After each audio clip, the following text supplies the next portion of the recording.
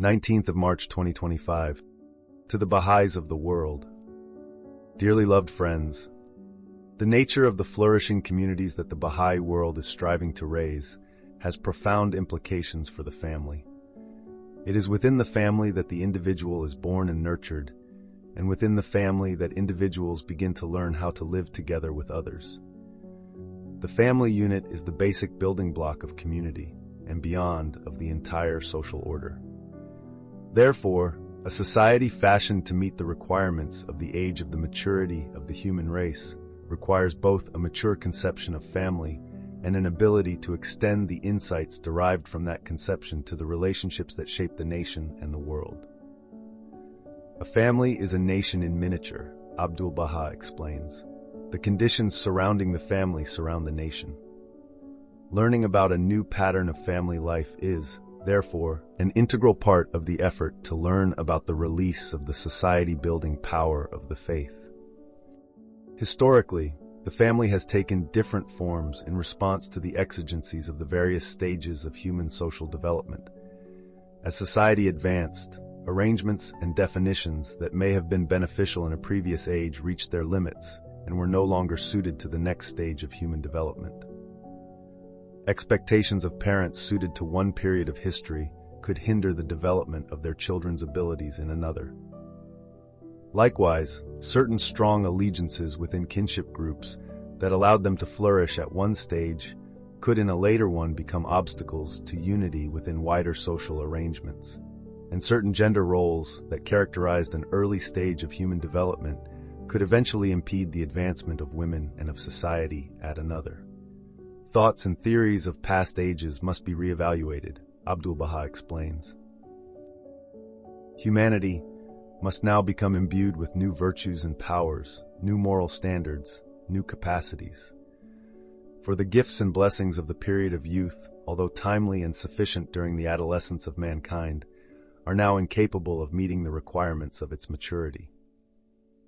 A challenge for Baha'i communities worldwide, then, is to examine the present practices in their societies, weigh them in light of the teachings, weed out any undesirable tendencies, and learn to establish new patterns of family life suited to the needs of a new age. It is, of course, not possible at this relatively early stage to describe the nature of family arrangements that must ultimately appear in the fullness of the dispensation. And different societies in different parts of the world, while recognizing the importance of strong families, face an array of forces that undermine the family in various ways. Nevertheless, the learning process that contributes to the movement towards a new pattern of life within and among families will accelerate as the Baha'i world grows in capacity to apply certain essential insights from the teachings. Among the questions to be considered are the following. What are the characteristics of Baha'i family life, and how are they distinguished from the way family life is understood in society today? What is the distinctive nature of Baha'i marriage, and how does it foster family life? How do Baha'i families contribute to the process of transformation in neighborhoods and villages and beyond? What are the current pitfalls and obstacles facing Baha'i families that prevent them from achieving this aim? How does the framework for action of the current stage of the divine plan both strengthen family life and create opportunities for vibrant families to contribute to the process of community building? A new conception of family begins with a new conception of marriage. Baha'u'llah observes that marriage is not only the key to the perpetuation of life for the peoples of the world, but the inscrutable instrument for the fulfillment of their destiny. For Baha'is, marriage is not only a physical bond, but a spiritual one as well, with implications for life in this world and the next. Baha'i marriage, Abdu'l-Baha explains, is the commitment of the two parties one to the other and their mutual attachment of mind and heart, so that they may ever improve the spiritual life of each other, and so that they may abide with each other in the closest companionship and be even as a single soul. In Baha'i marriage, two souls learn how to assist one another, so that both may achieve their twofold moral purpose, to develop their inherent God-given potentialities and to contribute to an ever-advancing civilization.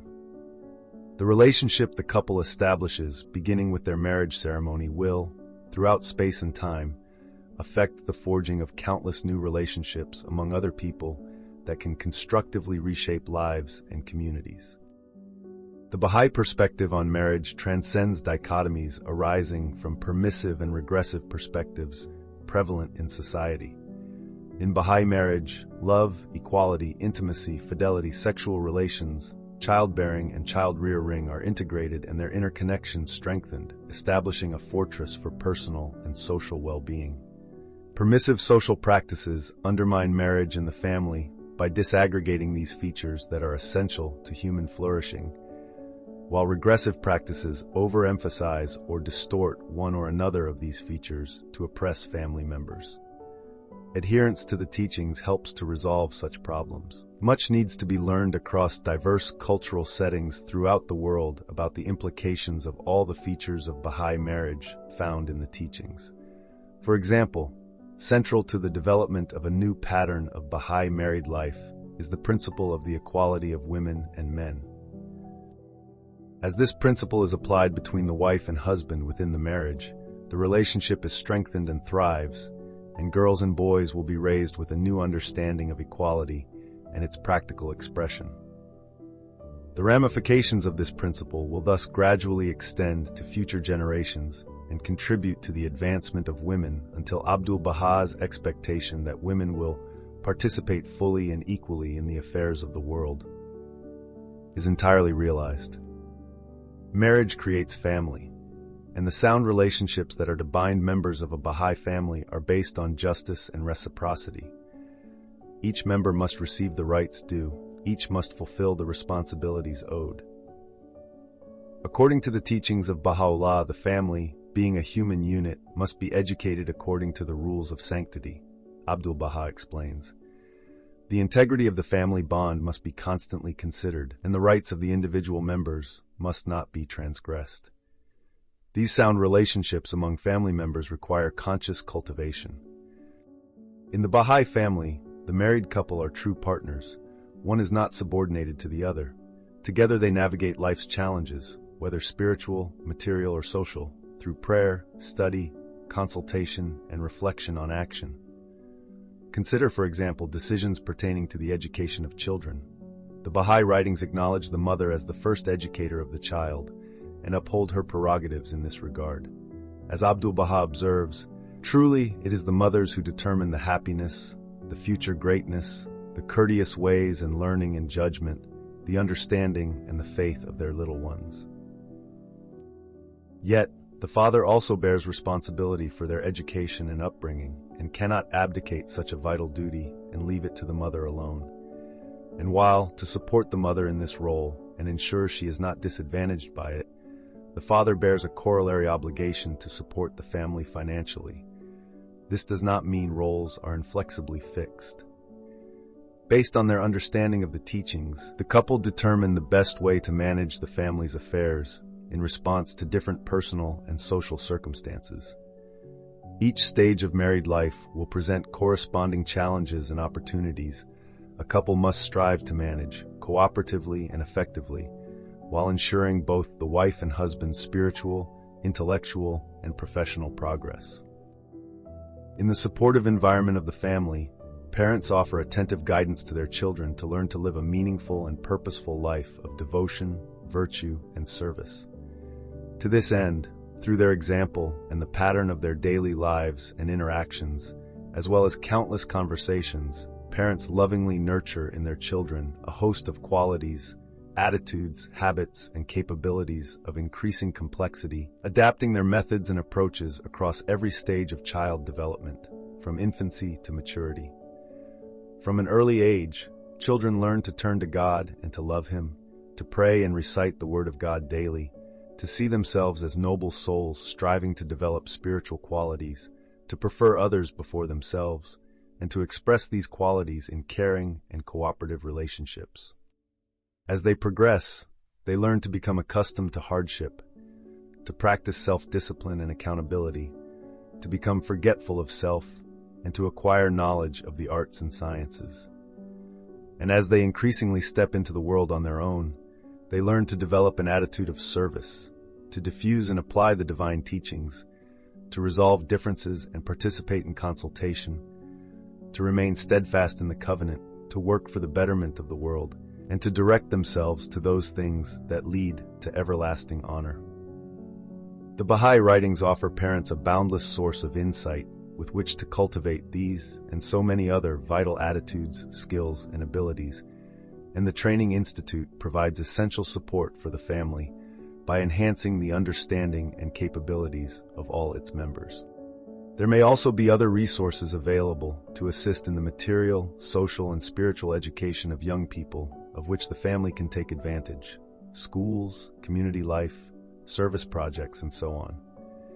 Yet the ultimate responsibility to ensure the proper and complete education of children resides with the parents. As time goes by, the relationships among family members evolve and assume different forms. Carefully nurtured bonds of love and unity among siblings offer a lifetime of support and upliftment, and serve as a bulwark against the petty jealousies and divisions that can arise in the life of the family. Clearly, the rights and responsibilities of adult children are not the same as when they were young. Parents have to be sensitive to such changes as they prepare their children for maturity, attentively fostering autonomy and responsibility within the next generation as they grow up. Young people continue throughout their lifetime to respect and honor their parents, yet as they mature, they must take charge of their own lives and choices. In time, obligations change, and a child may increasingly be called upon by circumstances to extend assistance as the parents age. The relationships of the nuclear family are embedded in ever wider circles of relationships, beginning with the extended family. Grandparents, aunts, uncles, and cousins extend care and support that help to fulfill the purpose and responsibilities of the family. The characteristics of such familial relationships also extend to fellow Baha'is and other friends who can assist the family in various ways. In the close social network forged in a vibrant community, elders offer deepening, wise counsel, and distinctive example. Others step in as spiritual aunts and uncles to share affection and concern for the progress of young people and provide support that reinforces the labors and lofty aspirations of parents. Youth act as older brothers and sisters who, in numerous ways, assist and inspire those younger than themselves. In this way, the sense of oneness, of love, care, trust, and solidarity that are initially cultivated in the family begin to be woven into the fabric of relationships in the community. Attention to financial affairs is an essential aspect of a coherent and flourishing family life and of the involvement of the family in a burgeoning community. Consultation between the wife and husband, and with children as appropriate, will determine how this material concern is to be balanced with the many other features and obligations of family life. Wise and attentive stewardship of family finances must take into account many considerations, including how money is earned, spent, and saved, how the education and well-being of the children are maintained, how much is to be allocated for the funds of the faith or to support community affairs, and how to discharge the obligation of huququllah. In responding to these and other such questions, the family provides a space to learn in practice about generosity, responsibility, the difference between needs and wants, and the management of material means. Baha'i family life opens an arena for dynamic interaction with the wider society. This interaction flourishes as family members strive to express in their lives the fundamental Baha'i teachings. For example, the application of the principle of the equality of women and men, already mentioned, creates a distinctive relationship between wife and husband, as well as among the children and the family as a whole, preparing family members to contribute to interactions in society that release the potential of all. Similarly, adherence to the principle of the oneness of humanity requires that children are provided with experiences that guard them from prejudice of all kinds and enhance their appreciation of diversity, which contributes to the ability to create relationships of unity and oneness in a divided world. In addition, fostering the capacity for the investigation of truth, for appreciation of the harmony of science and religion, for resolving differences of opinion and making decisions through consultation and cooperation rather than contention and contest, empowers family members as effective protagonists in a process of social transformation. And developing qualities such as justice and compassion among family members prepares the children to establish sound and balanced relationships with others in society. Thus, the effort to learn to apply the teachings within the family both generates within children a vision that transcends the family itself and raises consciousness about the conditions and needs of the peoples of the world. Cultivating a new pattern of family life also counters the forces of disintegration that are an inseparable feature of an age in transition. These forces assailing society have particularly affected the family, sundering its ties and taking a heavy toll on its members, especially on children. They can expose family members to some of the most destructive social pathologies: an absence of love and care, neglect of the things of the spirit, dehumanization, poverty, insecurity, and violence.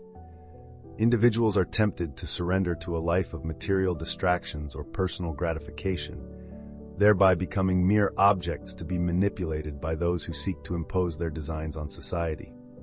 Contrasting ideologies and identities, incompatible with the ideals of the oneness of humanity and a peaceful world, vie for the allegiance of the masses and contend for superiority with one another.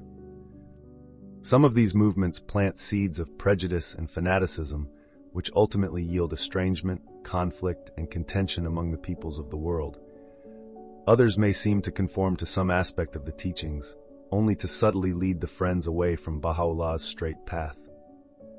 The forces associated with the process of disintegration affect different populations in different ways.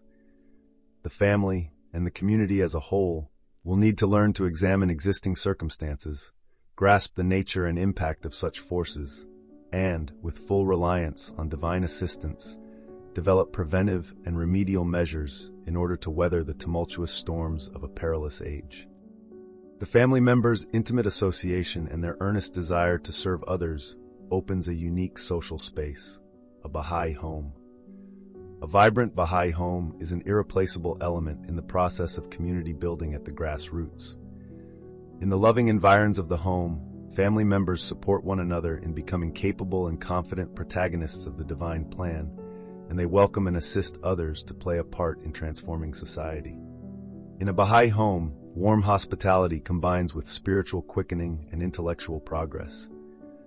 Through activities that every Baha'i family can offer in its home, it can demonstrate a way of life that can be emulated by all those who seek to counteract the divisive forces that feed discontent, conflict, and self-interest, and to weave the bonds of trust, cooperation, and constructive action upon which a healthy community depends. Indeed, in a range of clusters worldwide, groups of families are already opening their homes and working together to help to consolidate local activities and to greatly extend their reach and influence. The concept of a coherent life of service is as relevant to the life of the family as it is to the life of an individual. The complex demands and opportunities the family faces continually evolve over time. Generally, advancing together on the path of service strengthens the family and helps it address its many responsibilities across every stage of the life of its members. At certain times when a possibility for a more demanding service arises, whether for a member or for the family as a whole, the bonds of support within a dedicated Baha'i family can make the wholehearted embrace of such a sacrificial endeavor possible. At such times it is vital to keep in mind the essential nature of sacrifice, which, as Abdu'l-Baha explains, is to give up the concerns of the human condition for the things of God. Sacrifice makes possible greater service, but it is not the family itself that is to be sacrificed. As we survey the progress of the 9-year plan, we are filled with awe and deep appreciation for the devoted labors of the Friends. Across diverse settings worldwide, we witness a range of sacrificial endeavors resulting from the cooperation of individuals, communities, and institutions. As the Friends engage eager populations in a process of community building, initiate a range of projects for education and social betterment, carry the work of the faith to new places, and harmonize the many commitments inherent in a coherent life of service. And despite the restraints of oppression or the upheavals of a disordered world, the Friends persevere in their high aims. Countless souls worldwide are striving, within the limits of their circumstances and capabilities, to release the society-building power of the faith in ever greater measures. Toward these ends, the part played by Baha'i families will be increasingly necessary and impactful in the years and decades ahead. All the friends have a vital contribution to make to strengthen this essential component of Baha'i life. My home is the home of peace, Abdu'l-Baha is reported to have said. My home is the home of joy and delight. My home is the home of laughter and exultation. Whosoever enters through the portals of this home must go out with gladsome heart. This is the home of light. Whosoever enters here must become illumined.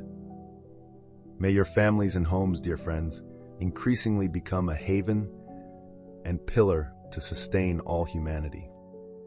Signed, the Universal House of Justice.